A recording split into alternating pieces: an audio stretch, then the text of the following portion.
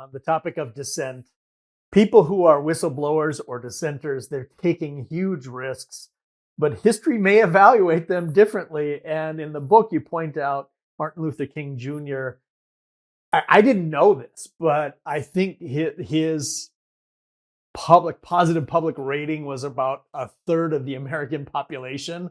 And then a few years ago, it was 95% of Americans saw him in a positive light.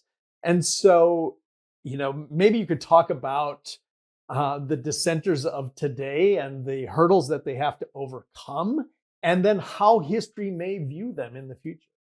Yeah, that's a great, thanks for bringing up that example. It points to one thing. Dissent is hard. And when Martin Luther King was dissenting, he got assassinated. He paid with his life. He paid by going to prison repeatedly.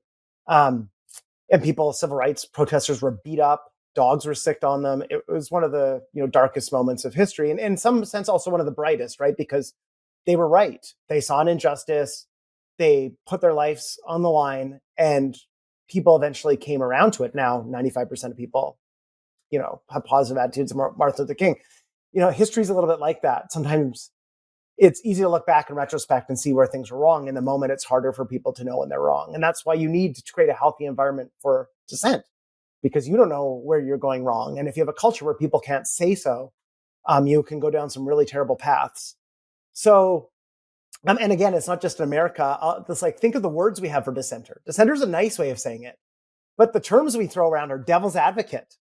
Man, just think about what that word means. Heretic. Think of how heretics were treated throughout history in pretty much every part of Earth. So this is the way that the language and the terminology and the way of thinking we have about dissenters.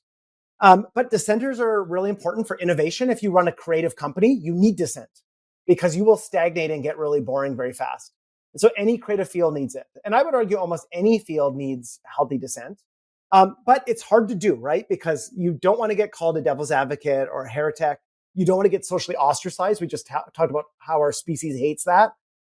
So what you need to do is create a culture where it's normative and healthy to dissent, and I'll help you along the way. So this is Dominic, my co-author's research. He started studying this when we were in grad school.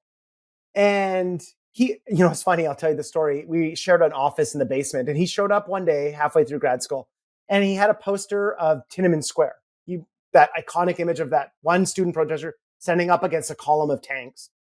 And he put it on the wall in our office, and he says, I'm going to study dissent. And I don't know what it was. It just something triggered in him. That was the thing he was going to study. And we were both studying social identity and group dynamics at the time. And the first thing he wanted to test is, are dissenters people who don't value the group, or do they value the group? Because up until then, a lot of literature from sociologists and others was dissenters are doing it to derail the group or showboat or whatever.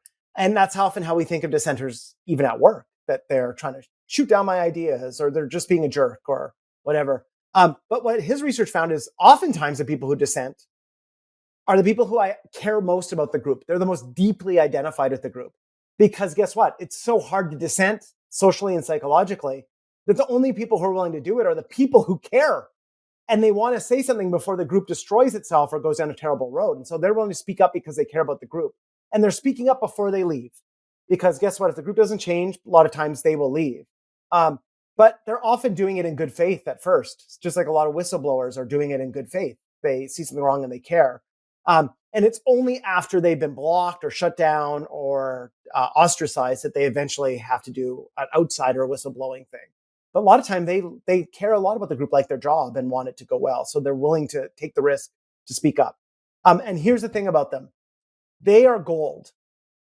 Research shows that dissent predicts the outcome success of groups. So groups that don't have dissenters and people don't feel comfortable dissenting perform worse. There was a great study on Google Jigsaw. They analyzed all their teams to find out what predicts successful teams. Single biggest factor was psychological safety, which is people feel comfortable speaking up and dissenting.